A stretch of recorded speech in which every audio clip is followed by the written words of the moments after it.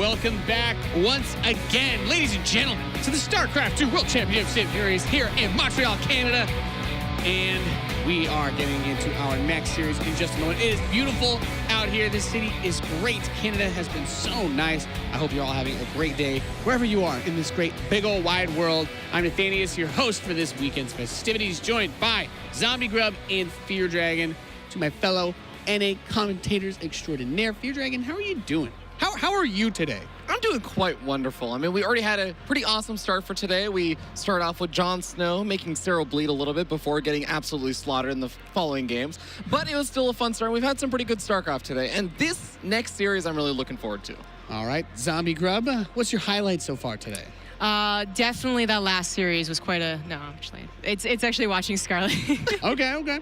in the green room was quite a nail biter, so that was most exciting. It's a weird match as we're just about halfway through our round of 16, almost there, but we've got a Protoss versus Protoss to get through. A couple of interesting stories clashing here as ShoWTimE has been someone we've been talking about as we look at this bracket. The winner's going to go up against Lambo. It's going to be a PVZ. We're getting to the other side of that bracket very soon, but like I was saying, I was getting ready to go and talk about my famous discussion about ShoWTimE. Not only is he a great StarCraft player and he's incredibly handsome, but he's been practicing in Korea, which can do good things for both your StarCraft skills and your looks. Yeah, he's been looking really, really good from that. And of course, he's sitting third in the WCS point standing, so this match is not for him about, trying to get to BlizzCon or anything. Yeah. He's already pretty much locked in at this point. But it's still going to be a really big thing because ShoWTimE got really close to winning one of those big WCS circuit championships at the beginning of the year with Leipzig, and this would be another chance for him to get up to second place or maybe even a first. That is his story, you know, like he was almost on top of the world at the beginning of the year, almost. Coursera was, but he was almost, and then just didn't have the greatest performances. I don't think he's actually really ever gone to a main event because of Challenger, so it's always a little wonky, like how is he going to do? So it is his story is like I want to actually get that victory, but DNS's story is he's finally performing beyond like groups in these WCSs, and if this is his time, then I think that a PvP with ShoWTimE, who we had a little bit of back and forth with in Austin, that's the moment where he could advance on to the round of 8. It's a cool balance then between ShoWTimE, the player who's trying to show off the practice and everything that he's put in the time to reassert himself as a top foreign player, and then DNS, the rising star, as it were, for this match. A win here would be nothing short of insane for him because of all the hype, the momentum that ShoWTimE has, and just it's the last tournament of the year. You really want to try to make that splash, end your year with a bang. Yeah. I feel like, didn't ShoWTimE say that his PvT got a lot better in Korea? His PvP also something that he said was much better too, and I think that is where I was most impressed when he would play against the Koreans, is his PvP.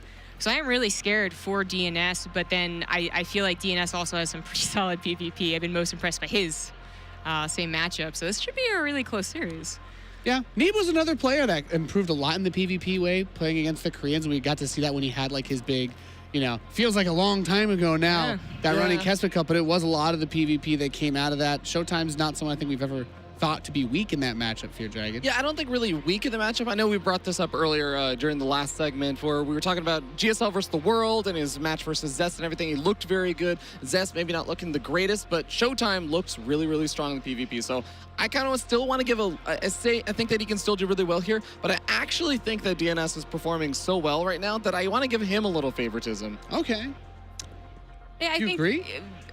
I guess. I mean, the momentum-wise, I do believe DNS is doing a little bit better. Like, ShoWTimE was the one who was, like, a little shaky because it was such a late result for him yesterday. It was so late, he was like, we didn't really play our best against Special.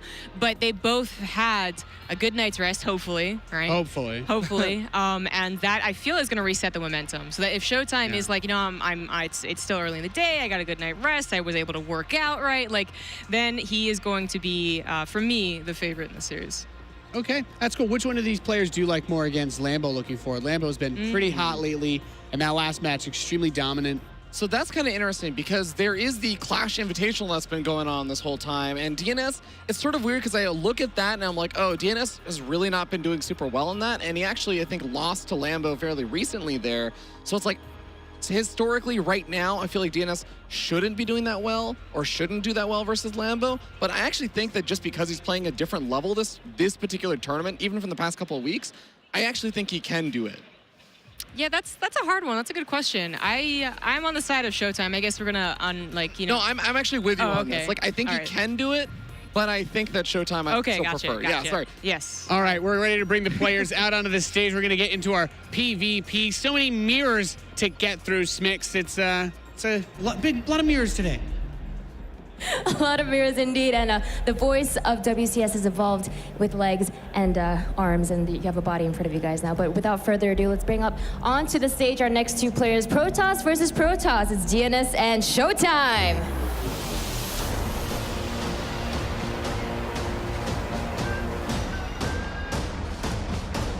That's right.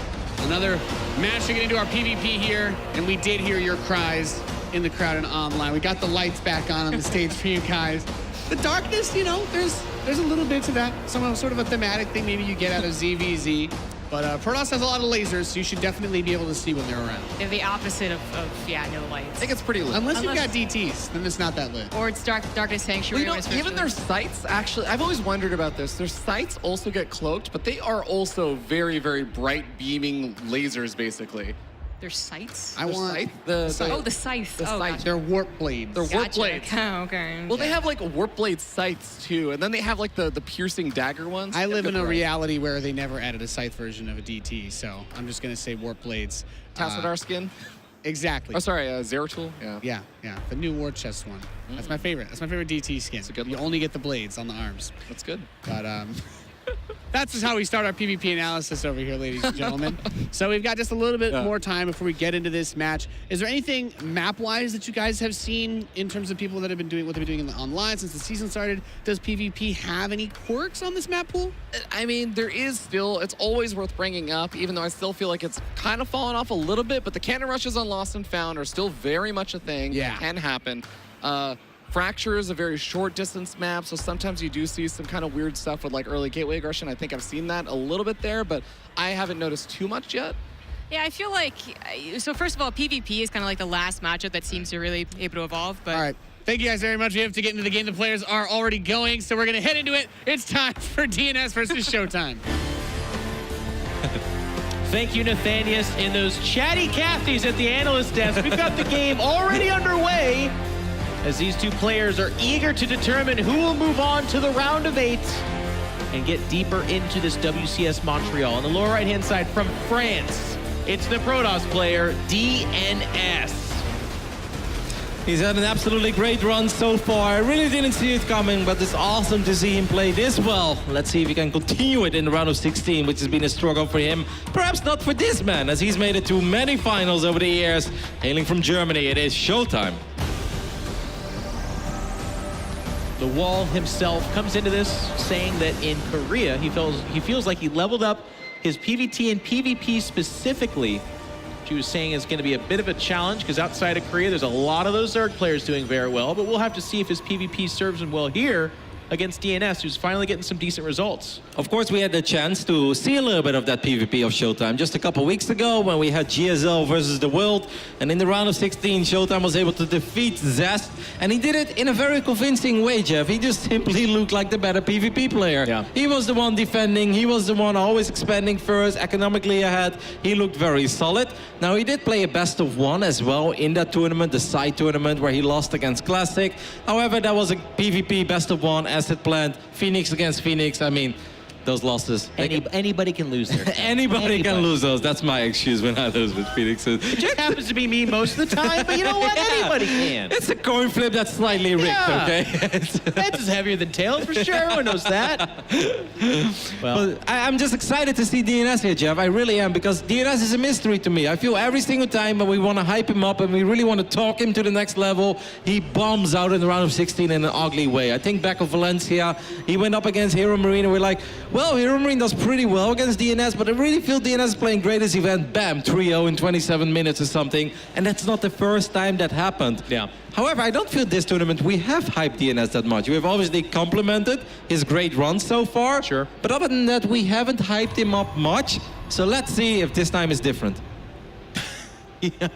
I mean, you could just get 3-0 here again. And we're like, well, maybe next year is a new year. Anyway, it's not starting off very good, by the way, because he's starting off with a Stalker Robo before expanding, while ShoWTimE is starting off with the Stargate. Okay. Now, if you open up Stargate, this is best case scenario. However, this Robo, Jeff, most likely, I'll let you finish the real quick story, is most likely going to be used to just get a Warp Prism out, and I think he's going to go to the other side of the map and almost try to win the game with Stalkers and a Warp Prism.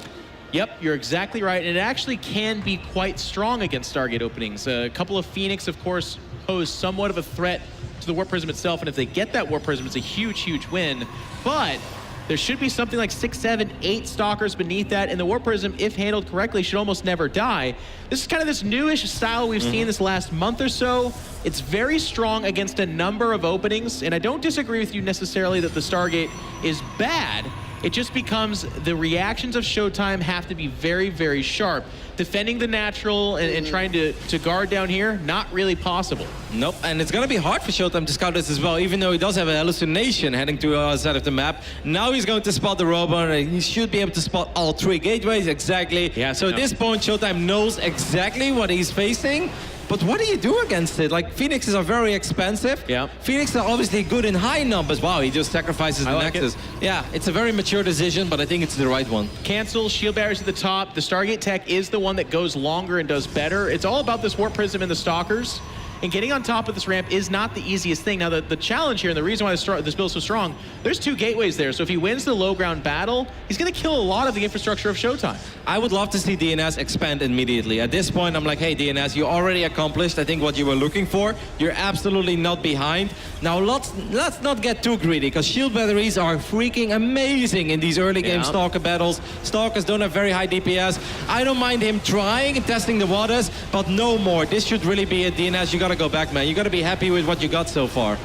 He's going to try to take a couple of fights here, but very smartly here, ShoWTimE's picking up a couple of Stalkers. That's a good force field, actually. That's a really good force field. Gets the Warp Prism. There's no high ground spotting, so the attack here, I have to go to Rotterdam, and I got to say, you got to back out. Anything up this ramp is just going to be lost.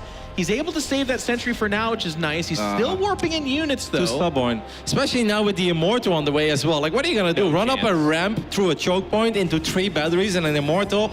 Come on, DnS. Sometimes you got to be happy with what you got. Now he's expanding, but I feel that's 3 or 4 Stalker losses too many and a solid minute too late. Nice job with the Observer here, though. Getting anything would be good, because I think the damage he's done so far is not great. And these Phoenix are going to be able to hover over the main base for a long time and just pick up individual probes. Now, with that Immortal, of course, again, as Roddy said, the firepower for ShoWTimE is strongly in his favor, especially the shield barriers on the high ground. DnS, he's getting a little bit more, and that's nice, but he's playing with fire. So I'm like, you know, worried the whole time, but so far so good. Yep, he's getting an Immortal on his side of the map as well, which is obviously nice, but also a tiny bit dangerous against Phoenixes. Phoenix gonna fly in there, pick up a sentry. That's not a bad pickup at all, of course. That's 100 gas, gets another probe as well. ShoWTimE is economically ahead, but those numbers are very deceiving, because 30 workers on 1 base, that's a few too many, actually. You really don't get much out of it. So obviously I like DnS's position more, but I also love the army of ShoWTimE a lot better. And ShoWTimE's adding additional gateways. I don't think his plan is to go to the low ground expand. I mean, that's like plan B. I think his plan is to get a Warp Prism out and just be able to go down and fight and win the game. Now, to your point, Recall, maybe? Oh, careful here. Oh, he does get the Observer, so the high ground spotting is no longer there. It's just going to have to be these force fields. He actually lost one of the sentries as well. I would love to see DnS recall, even though there's not much energy on those Phoenixes. I still think if you lose 2 or 3 Stalkers, it becomes very painful. So why not drop 1 more force field and now just recall home, DnS? Play it safe. Yeah, I love it, man. This is great. I still feel he could have expanded a tiny bit earlier, but then I'm just nitpicking. I like the way he's playing this so far.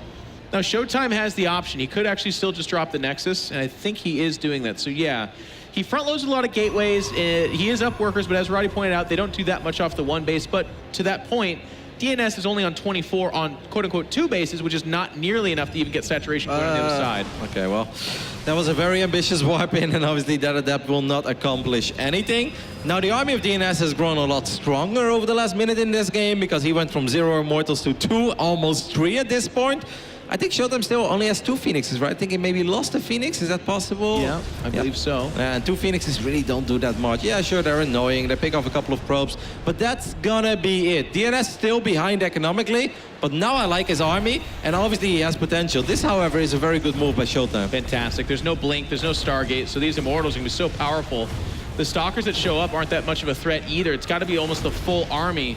Now, ShoWTimE's playing this pretty cagey. Yeah, this is actually, really got to good. be really careful here. But he got so many probes. He's gonna get out. He's gonna get out. Is he, though? Yes, he is. He shouldn't have. There's a little bit of missed micro. Unfortunately, he does get out. That was all he could have ever gotten, Jeff. Let me hype it up, damn it. I mean, ShoWTimE is actually playing this beautifully. I loved what DNS was doing at first, but ShoWTimE, even though his back was up against the wall, has really created a significant worker league for himself. What do you think about the Adepts here? That upgrade. I think that puts him on the clock, but I don't hate it against the army that DNS is working with. Right. I don't hate it at all.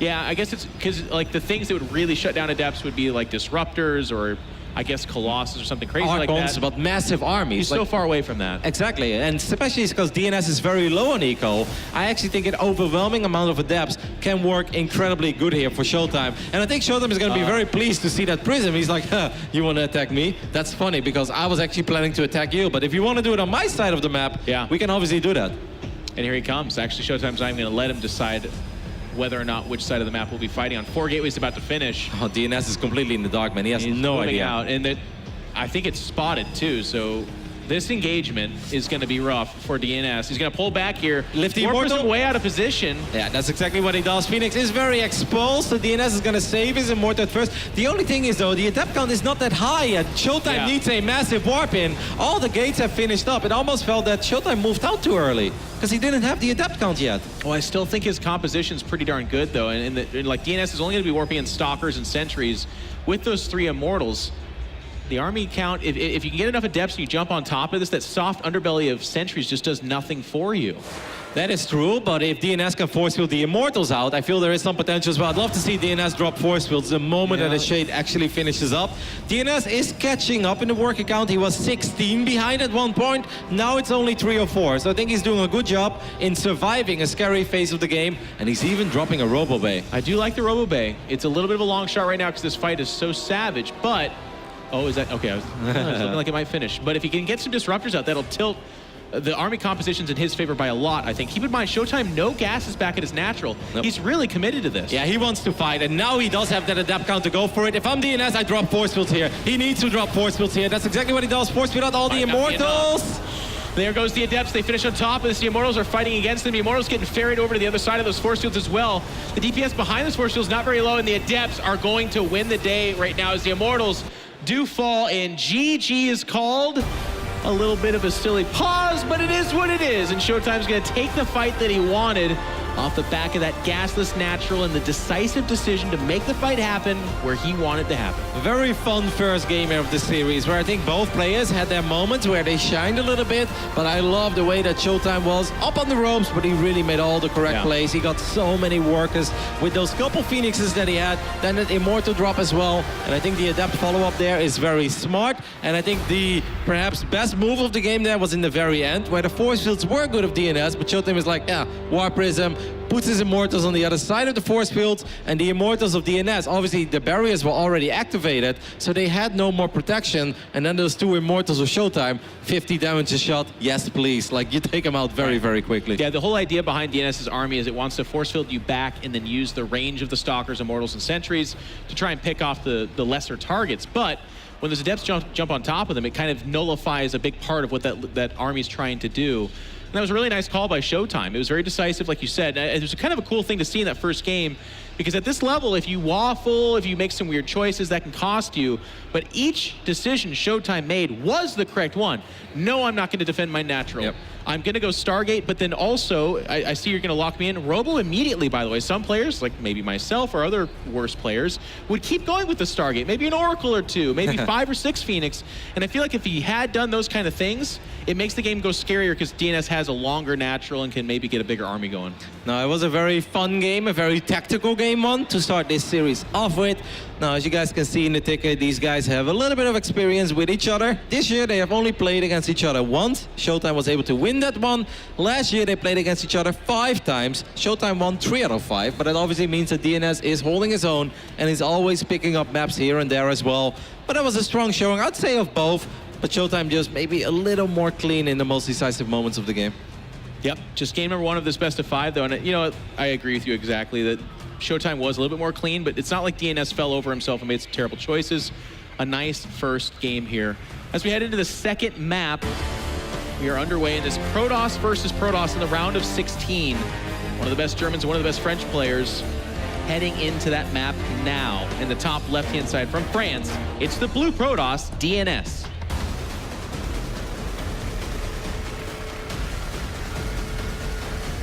And on the south side of Dreamcatcher, we're looking at the main base of the man that made it to the finals in the beginning of the year in Leipzig. It is the ShoWTimE. I think ShoWTimE traditionally always good in PvP. That's something that Neep is very vocal about as well, right? Even when Neep also feels like a very confident individual in general. But whenever he goes up against ShoWTimE, he's always like, ShoWTimE is so good in PvP. I don't think I can do it, even though he has obviously won series there as well. But I think that says enough. When you get the love and respect from someone like Neep, you know your PvP is good.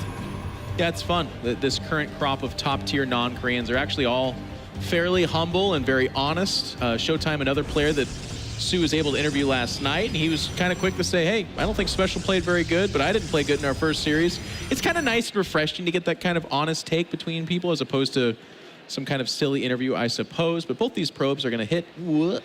Actually, they both clicked on minerals. Nice. They can fade right through each other. Now, if you disagree with me, Jeff, let me know. But I always feel when I watch DnS play, and that's not even necessarily just in PvP, but a little bit overall, is that he resembles Mana a little bit. I feel like they're both obviously very good, but both sloppy in their ways sometimes, and both very aggressive. So obviously, when it goes well, it looks all amazing and really cool, but it can also fall apart very quickly. I do agree with the aggressive part in particular, and I definitely agree historically with the sloppy, but I was going to say, actually, I watched DnS versus a laser yesterday. And you've made that comment before, so I've been watching for it, but actually DnS was executing at a very high level and very crisp is what notably came away from that. So I was hoping that he's turned a new leaf. And again, we only just saw the first game where, again, it wasn't necessarily sloppy. It was more of like a decision-making loss type of thing. So I'm going to be kind of keeping a close eye on that for that here as well. Because DnS and some of these guys, the cool thing about the WCS system is it gives them a lot of incentive to really put in the time and elevate their game. And DnS is one of those players that's been on the cusp of that for a long time. Now, ShoWTimE is opening up with the Adepts here, which is something that you don't see super often. It's more than just 2 Adepts, by the way, and often when it's 4 Adepts, it can go even into 6 or 8 Adepts, where they just try to shade everything into a mineral line and then maybe show up with Oracles or just Phoenixes as well. At the end of the day, the mission of those units is to take down as many probes as possible. Oh, geez. Nice little probe scout here. Yeah, definitely spots the last second of it. It's even going to pull them back here. Wow. Now, to your point, ShoWTimE's been training in Korea for about a month or so. And one of the big styles over there is to get those 6 or 8 Adepts, like you were talking about, backed by the Stargate. And you can actually jump on 2 to 4 Stalkers in the middle of the map and take that fight. And if you win the fight against the Stalkers, then you're really empowering what comes off of that Stargate, be it the Oracle or Phoenix. But it's actually even worse, News Bears, potentially. That's not really a saying, but I'm going to make it a saying for DnS. And then he had 2 sentries come out, which is great for scouting. It's okay for defense, but more like mid-game defense, and particularly not very good against Adepts. Now, ShoWTimE is expanded. Of course, it's going to be a little bit later because of all of this. The Stargate is expensive. Phoenixes are very expensive. DnS's scouting has been very good so far. I really wouldn't mind if DnS temporarily locks himself in his main base. He's going to need to. Yeah, but now he's dropping a battery on the low ground, so that gives me the idea he doesn't want to do that. Now he needs to warp in extra Stalkers as quickly as possible. If he ends up losing 3-4 probes, that's really not bad if you take out 5 or 6 Adepts. Yeah. But if it turns into 8 or 9 probes, is that's there a where probe in position at the net? Okay, there is. He's got to be quick. He's not quick enough. Oh my! What? Oh, well, that's actually, that's perfect. Yeah. I wish that's how it worked for me. I'd be like, "Here's a cool move," and then all 6 get in, and you're like, "Wow." I don't think that was totally on purpose. But now he bought some time for an extra warp in. I think he's okay with fighting this. Just okay. Wow, ShoWTimE doesn't finish. What I like about this for ShoWTimE question mark is he's baited out a couple of force fields, or was that a? Well, okay. Here's the thing: you don't need to commit to that. He already got a shield battery, did a little bit of damage. he doesn't have to win the fight there. He's not doing an all-in or something. He sees the naturals not saturated. So yes, his Nexus is a little bit later, and that's not ideal. But if you look down at the probe count, it's fairly similar. Now, this is the dangers that he's chased back. What does ShoWTimE have at home? He doesn't have a shield battery yet. So this is actually a little bit worrisome, so to speak, because Adept's in a straight-up fight against all these Stalkers is really not that good. That could be a Guardian shield, perhaps, for DnS as well. Gets a nice volley off on that Stalker, almost takes it down. I wouldn't mind to see DnS trading here, but obviously he doesn't have the vision that we have, and he didn't know there was no battery yet. Fairly safe play from both players. There's a moment there where they could have committed and it could have gone very well. We had the 6 Adepts inside the main of DnS, or excuse me, ShoWTimE. And that could have been, no, DnS, I had it right the first time. And that could have been nice, but he says instead, no, if I commit to that and it doesn't go well, then that's me going down 0-2 potentially. I'm very confused about the Forge before the Twilight console. Okay, now he's getting a Twilight as well, so you could say maybe it's not that big of a deal, but if I open up with that many Stalkers, Jeff, and I know my opponent has 4 Phoenix, my #1 priority is get Blink out as quickly as possible. His Blink is going to be very late. It's so late that he might even skip it in a weird way. Maybe goes, oh, that's a weird recall. And still ends up losing the Phoenix as well. He could have just tucked him into the corner a little bit, regenerate shields, and then go for it, or just not do it at all. But yeah, I'm a little bit surprised to see how late that Twilight is for DnS. Yeah, I agree. I like the call for skipping Blink here, by the way. I'm waiting a second to see if that is going to be the thing to do. I don't think he's going to do it, but it would be a cool move. Another Robo. Oh, he is doing it. It'll be charged. Awesome. And I don't mind this. If you guys wonder at home, like, why he has so many Stalkers? It's just, Blink is good the quicker you get it. But having like a 7 or 8 minute Blink, it just doesn't do that much for you. DnS also knows that he picked off a Phoenix. He's not playing against the Protoss that's making 12 Phoenixes. No, it's just these 4 Phoenixes. So why waste all that time if you Twilight console while you can potentially get a very strong charge load Archon attack going? And obviously, yeah, Blink is great in map control and picking off a unit here and there. But if you want to go for a big, head-on fight, you much rather have charge and Archons than you want to have Blink. Yeah, exactly right. Or even if you're just going to make that fight about canceling the 3rd or fighting at the 3rd, that is the better composition as well. I will say that Blink synergizes pretty cool with Disruptors, which are kind of coming back in fast. We're seeing a lot in PvT, PvZ, of course, and still PvP. But both players have a similar idea. There's a lot of gateways, in fact, 6 apiece. Charge, and I don't know if there's a Templar Archives for ShoWTimE just yet, but I'm sure there's one close behind, if not already there. Now, I'm crazy, Jeff, but the moment I see 2 High Templars warping in, I'm going for it. I don't care how many Stalkers you've got over there. Yeah, absolutely. That's so much gas. That's so annoying as well if you lose High Templars. So I would have loved to see him go for it, but obviously he would have ended up losing at least a Phoenix, if not 2 of them. But if he gets both High Templars, that is a trade I'll gladly make in this phase in the game. 3rd does get spotted basically as soon as it went down, and we're going to have to see this reaction from ShoWTimE. If he's going to make a 3rd, okay, there he is. He's parked over at it. 400-ish minerals, and look at that, their supplies very close, workers, army, all very similar, and the composition is going to be dangerously close as well. So one of the kind of funny things that happens when you scout your opponent, you're like, wait, you got Charge Light Archon Immortal, you've got the same number of gateways, we're both taking a 3rd. I'm not super keen on attacking you right now. So there's usually some kind of next layer tech that happens. That's where like Disruptors or going straight to Stargate can occur. Yeah, but this is DnS. He loves to attack. Yeah, he might just attack anyways. DnS loves to attack, and I think he's going to go for it. These Phoenixes are gathering up a lot of energy, by the way. Now, 4 Phoenixes is not that scary if you're just defending against them. But if you're moving out, and 4 Phoenixes have all 100+ energy, that becomes very painful. That's almost an entire mineral line that's going to be gone. I mean, the Observer is showing it to us as well. That's easily... you're looking at 12, 13 probes that could go down if he goes into the main base. I was going to laugh if they just fly over that and die. They could also get feedback. Feedback, yeah, that would be sick. He wiped into High Templars. I don't know where. Can we take a look at that? Immediately an Archon, though, I think. If I'm ShoWTimE right now, I go for probes. He is moving out. You're right. Yeah, it's DnS. He loves to attack. He just loves to attack.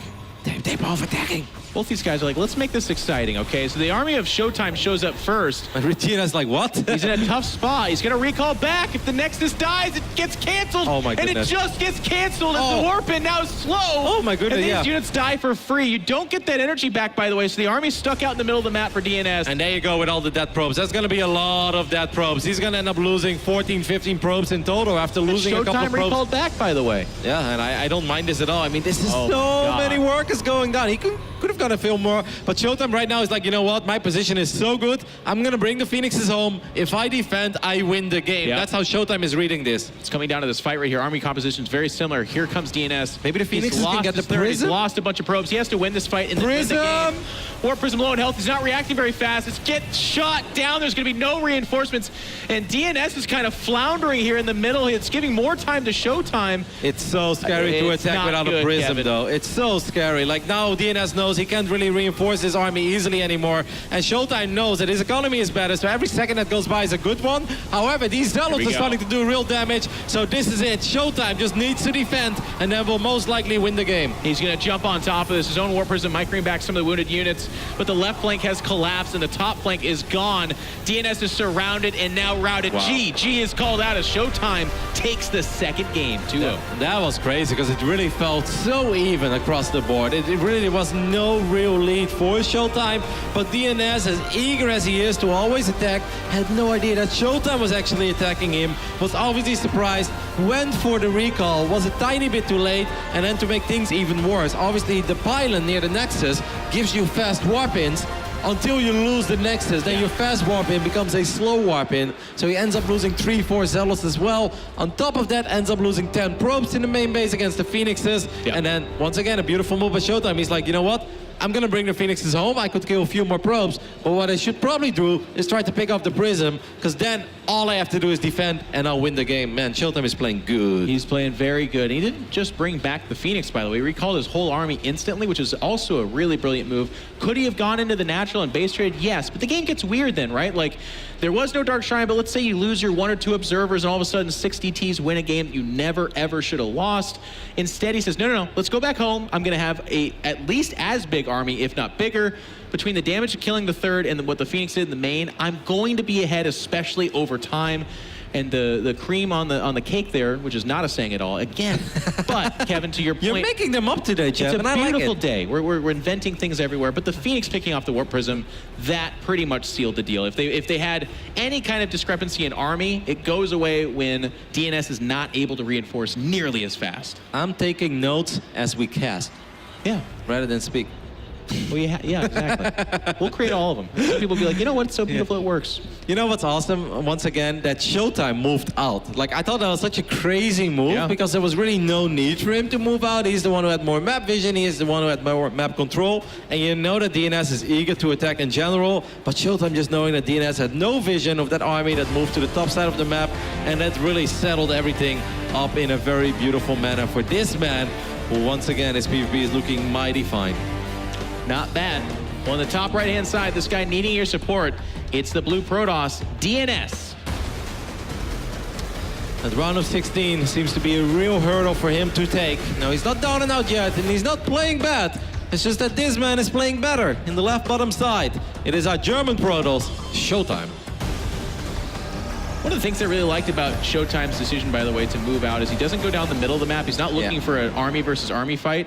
He's specifically looking for a snipe on that third. And even if DnS's army was parked between the third and natural, it's a very good scenario where he doesn't get there in time, loses a third, ShoWTimE recalls back. Sure, he loses some army, but then he says, hey, DnS, you got to walk across the entire map against a Protoss that's up a base now with Phoenix inside your main, and I could probably win that fight too. Like, it's a very safe and good move. Obviously, he got everything he wanted. It ended up being an amazing move, but it's just good. It really felt that in a span of a minute and a half, ShoWTimE made 5 game-winning decisions, and that's really good, Not a by the bad way. decision there. It's like, you know what? I'll make some great stuff. Yeah, he just did everything right, and it's awesome to see ShoWTimE once again just showing us that his PvP is top-notch, and he's shown us before, even against some of the Korean Protosses, that he's really able to hold his own. Well, we're going to need some magic from DnS. He's not been far off. Of course, the score is 2-0 in favor of ShoWTimE, so it does look like a bit of a bot, but he's playing pretty well. He's just facing a ShoWTimE that's coming off of a Korean training session that spanned a month or two and is making these really, like, tournament-winning decisions and execution. And it's tough when you face a player playing at that level that's been good for a long time like ShoWTimE. It's very tough. Of course, the winner of this series will move on in the bracket to go up against Lambo tomorrow in the quarterfinals. I would love to see an all-German quarterfinal. That would be very, very cool, especially because I think Lambo is very confident in that matchup, but traditionally everyone always looks at ShoWTimE as the best player from Germany. So for me, those matchups are always a little extra fun. For them too, I think Lambo's been pushing at that boundary for a while, wanting to break into the top. He had a great performance at Austin. Since then, it's not like he's cooled off or disappeared. He's had good performances, but not a top 4 just yet. So it'd be cool to see that. Anyways, getting into this game here, it is going to be Stargate, but it's flipped around this time. It's ShoWTimE with the Robo and Stargate coming out of DnS. And ShoWTimE most likely going 3-gate, Warp Prism Robo, right? So this is a reverse of game number 1 that we saw on Asset Plant, guys. Robos at this time very often are just that. Again, because before this, it used to be if you had a Stargate against a Robo, the Robo is more the defensive tech, and you were in trouble. You were taking Phoenix in the face, or it could be an Oracle or even Void Rays. But in this case, it's going to be aggressive. DnS is expanding just like ShoWTimE was on Asset Plant, and will most likely have to make... Ooh, he's going for an Oracle. Okay, that obviously changes things a little bit here. ShoWTimE spots that army. Did you see that probe in the middle of the map? I love it. He saw those units marking down. So he's going to put his 4 Stalkers on top of the ramp. Now DnS is worried about it, but he's still going to eat a big Stalker volley to the face, and his units take a lot of damage immediately. And as long as he walls off against those Adepts shading forward, he should be completely fine. He does just that. Now, importantly, DnS scouts that there's no expansion. So his Nexus he knows now, is way ahead, of course, but he has to plan for aggression. Yeah, he makes the same call as ShoWTimE did, and I think he's going to be forced to cancel this one as well, as that Warp Prism is already on the way. It's good to see ShoWTimE walling off. I'm sure that we all think back of Haas versus ShoWTimE Game 5 of Dreamcatcher every now and then. ShoWTimE is like, yeah, that happened once, and that's never going to happen again. Now here comes that Oracle. If it's a naked mineral, this could be huge problems for ShoWTimE. Shield battery. Oh, he's actually even just got the Stalkers in there as the shield battery is finishing up. But then the Oracle is still accomplishing something, right? Because obviously it forced out a defensive warp in, and that's something you don't want when you're making this build as ShoWTimE. You want to be aggressive on the other side of the map. Yes, I guess the only like hesitation I have is you're weighing that against what an Oracle can do when you don't defensive warp in. It just ends the game, right? So I don't mind. I mean, it's a must do, and like you said, it is accomplishing something, but it was in the face of just winning right now, and DnS is going to default back. There's no sentry here yet for DnS. ShoWTimE, so bold. Well, I mean, he has the Warp Prism, I guess he can just pull back. Yeah, that's He's going to get a couple of pylons, though. They're at the front. Yep, DnS's Stalker positioning really wasn't that sweet, right? He was not actually able to fire at those units that were going up that ramp. Now he's making a Void Ray, and I'm never a fan of Void Rays, Jeff. Now let's see if the 2 Oracles on the other side of the map, he's going to suicide these Oracles into the mineral line, and he's looking for a lot of damage here. This is not a 3 or 4 probe scenario. No, he wants 7, 8 or more. And he's winning the fight over at the ramp as well. He shows up, he's going to get a lot of damage, and like you said, I actually would have liked the suicide call. But keep your eye on this fight over here. There's a Stalker count growing despite not having shield batteries on their side. ShoWTimE's army is just winning the fight right now. Yep, because the Stalker positioning of DnS has been very awkward. But now, the Void Ray! And Big Daddy Void Ray shows up, and Void Ray is obviously really good in pushing this back. And since ShoWTimE is not expanding yet, like, I understand the Void Ray, and I feel like he needs it because he doesn't have a Robo. But in general, I just don't like Void Rays in this matchup because they have very little micro potential. They're slow, clunky units that just sit there in the air waiting to get picked off. He actually wants probably more shield batteries. Oracles dive back in, by the way, get 2 more probes and are not dying. I actually, you know what I kind of like about not suiciding here is that they're not getting as much damage in, but they're keeping 4 Stalkers at home. I'm surprised that ShoWTimE is not okay with expanding what DnS was on the Asset Plant. I know DnS lost that game. I mean, ShoWTimE just feels like he can win the game here. Obviously, the batteries are starting to run low on energy, but now it's 2 Void Rays. And with Void Ray number 3 on the way, even ShoWTimE has to admit that this is probably not going to last forever. Well, he ends up a great Warp Prism micro, by the way, pulling this all back. And now, Stasis wards going to make this really, really problematic.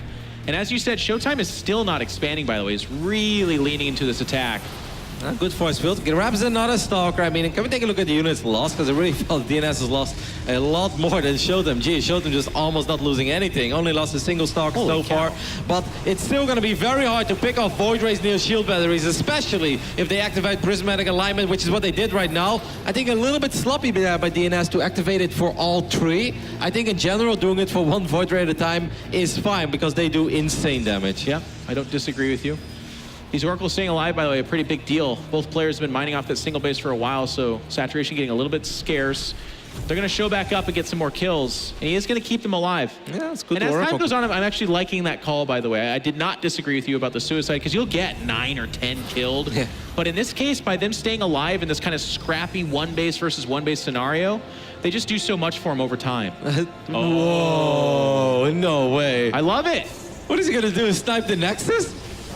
But he hasn't picked off the Observer, so this is actually kind of scary. Yeah, because if ShoWTimE picks up on this, then Well, he absolutely has. It's a lot of shield batteries, though. It's so hard to kill Stalkers. But he technically has the Stalker count to maybe one-shot them, but it's really hard to go up that ramp. What a crazy game we're watching here, Jeff. This is very weird. It is very weird. I do give the edge to ShoWTimE, though, especially with spotting. He can actually recall back. He can, but also he can recall the Void Rays as well. I think he's just going to try to snipe the Nexus and then recall the Void Rays. I assume that DnS has energy. He's going to use a couple Stase Traps there as well. And he gets the cancel. Is he going to recall the Void Rays? Yep, good call. That's a really cool play, man. He's going to come back with this. ShoWTimE is going to try. Wow. I mean, he can't go up that ramp. Like you said, there's too many shield barriers. Now with the 4 Void Rays back at home, I have to believe he's going to try to bust down this ramp, right? In a weird way, I kind of like it for DnS now, even though I still think his army is so awkward. Like, you just don't see that very often at this level. But obviously, ShoWTimE doesn't have Blink, and if the Void Ray count gets even higher, I mean, how do you fight this? Like, this is actually very difficult to micro against if you're ShoWTimE. Also, what do you think about the choice, Roddy, to go with a Depths? He's going for the Glaive upgrade. I mean, obviously, it's kind of that weird thing where you don't invest into Blink 4 Void Rays. That's kind of a weird call. But at the same time, if the Void Rays can't be touched by the Stalkers, they're just going to win the fight. I have very mixed opinions about it. Like, I understand it for the ground fight, but if you can never kill these Void Rays, you can actually get in a scenario where the Void Rays cleaning up your Stalkers, and you will never have enough NTR to actually kill those Void Rays. I agree. And I feel like it gives the initiative to DnS. Like, he's not making more Void Rays, as we can see here. But if he was, then that would be a growing problem, obviously, until you get Archons out. I think I would have preferred Blink here, considering the fact that ShoWTimE doesn't have 6, 7, or 8 Stalkers. ShoWTimE has 17 Stalkers on the map. Right. If you have 17 Stalkers, I feel you kind of need Blink, because you can obviously split off 4 Stalkers on the other side of the map and start picking up as well. Ooh. He's going to have very little micro potential against these Void Rays. He can't take this fight, though. He's got no Warp Prism. I am very confused about DnS. He's actually pushing forward to the natural. If he activates Prismatic Alignment, Gotta recall back here. The adapts are going to be very painful. 2 adapts can pick up workers so quickly, especially, of course, with Resonating Glaives. This is a great play by ShoWTimE, and DnS is just walking. He's walking home. I don't think he has a recall. The Void Rays, they just got recalled a little while ago. I think it's close, but that might have just cost him the entire series, that choice. And honestly, that's the kind of choice that can cost you against a player like ShoWTimE. He had no Warp Prism. There's no pylon out there that I can see. Is that one below the 3rd? Yes, that's the DnS pylon. All right, so he could reinforce. Oh, no, that's the Oracles. I don't think he can reinforce out there, which makes that choice really weird for me. He's looking for the Prism, but I think the Prism has been recalled. What a great move by ShoWTimE. Yeah. With just 2 adapts and a Prism, he just picked off 13 probes. That's insane in this phase in the game with such a low eco PvP as well. Well done by ShoWTimE. Gutsy, too. I mean, if that army does have a recall back, if he's able to pick that off, it's a huge problem. And ShoWTime's like, you know what you do when you get ahead, by the way? You go Dark Shrine. Why not? I mean, if these Oracles... There's no Observers. No, there's no Robo, and he knows that. Yeah, he's just been really stubborn about that. Yep, he's going to put it there as well. Of course, 2 Oracles can still detect. But yeah, that's not a bad move at all. The Oracles have to be very careful. ShoWTimE knows if he gets the Oracles here, that's all the detection that DnS has. That's Oracle number 1. The second one will get out, but that's still a massive pickoff. It's at least less energy available for detection at all. All of a sudden, the Dark Templar become game-ending choices here. And ShoWTime's going to push forward. Gateway's behind this, even more adepts. I feel DnS should have just tried to win the game with his Void Rays there. Even if that was hard, and even if he didn't have a Warp Prism or a Pylon. If you walk to the other side of the map with 4 Void Rays, you got to go for it. Like, just running back, losing that many probes. I just don't know where you take it from here. Because now, once again, I feel the Void Rays are just so awkward.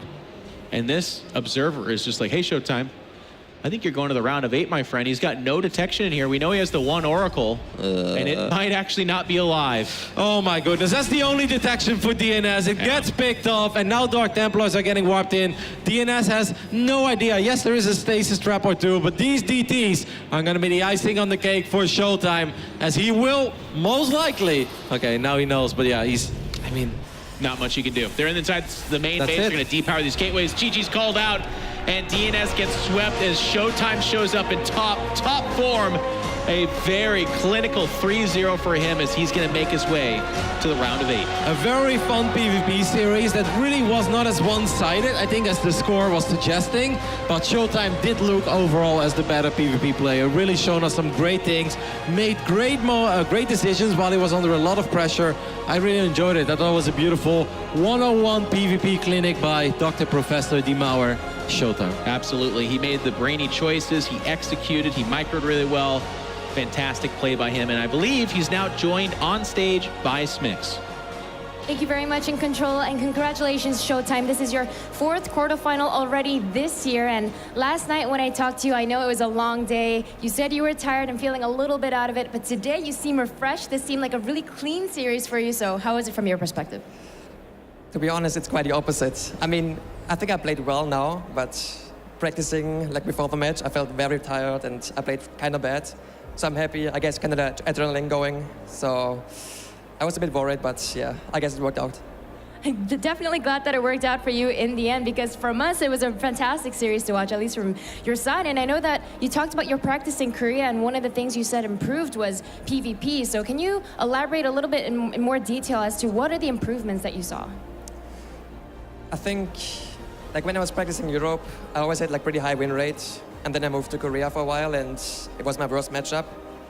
And I mean, I beat Cest at GSL vs. the World, which was a bit of surprising for me because I was doing pretty bad.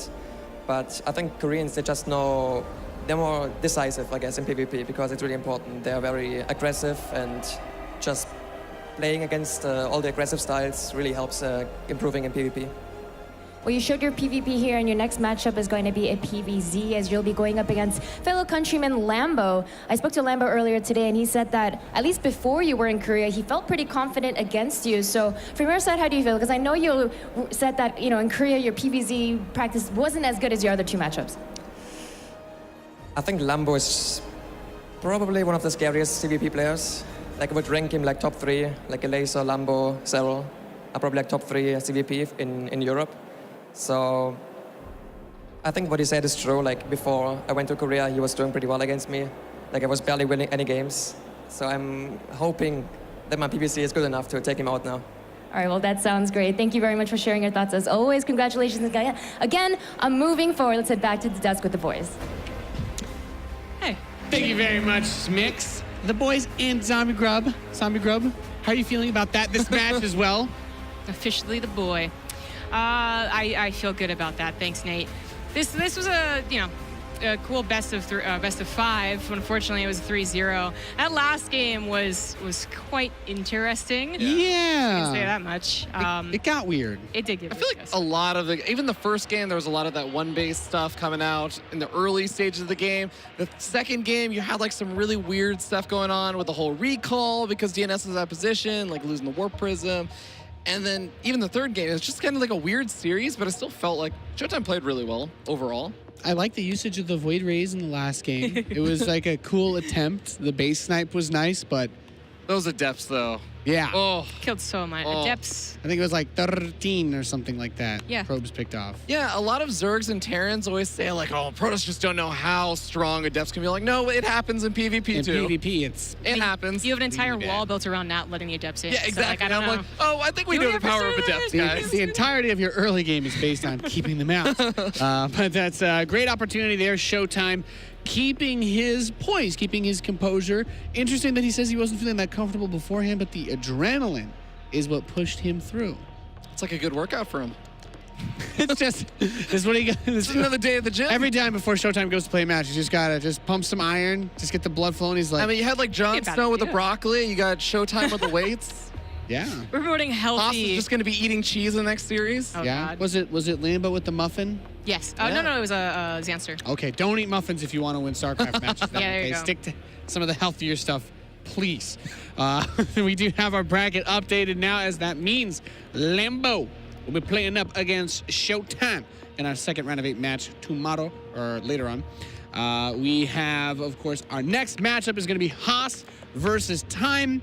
Terran versus Protoss, and this is such an interesting match because Time comes in, had a little bit of the upset action going on, getting out of his group, and Haas is a player that a lot of people still don't really give that much respect to for the way that he plays the game. He's someone that we would look at and be like, no, there's absolutely no universe he makes it to the finals again. But we would thought the same thing last time. I think the thing about Haas, and this is what I really think is the reason why he doesn't get much respect and why a lot of people sleep on him, is whenever he plays versus someone, it's so easy to write off all of his victories as someone else just made a big mistake, or they really misplayed that, or they were just like overreacting to something. But that's just what Haas does. He puts people out of their comfort zone, and almost just his reputation alone actually does that at this point, where people will make mistakes because they don't feel like they can play normal StarCraft. The StarCraft that they have been practicing for the past 8 years is actually just not the StarCraft that Haas lets them play, unless they play absolutely flawlessly perfect defense. He's just not a player that you say you'd expect every single time, and it's not because you sleep on him, it's because that's actually the truth. You look at all his performances, and that's actually what's happened, right? And some of it is because he, you know, when Cheese fails, he doesn't look that good afterwards either. When some of our other, you know, people that are competitors, when they are known for being a little bit cheesy and a little bit weird, if that fails, either they're able to recover in a much smoother way, or they just change it up for the next game, and Haas can't really do that. Yeah, that's a fair point. Every episode of When Cheese Fails, the cheeser usually looks pretty bad at the end of it. That's going to be the next match that we're going into, ladies and gentlemen. Haas versus Time. And we'll be back after just a little bit of that in a few.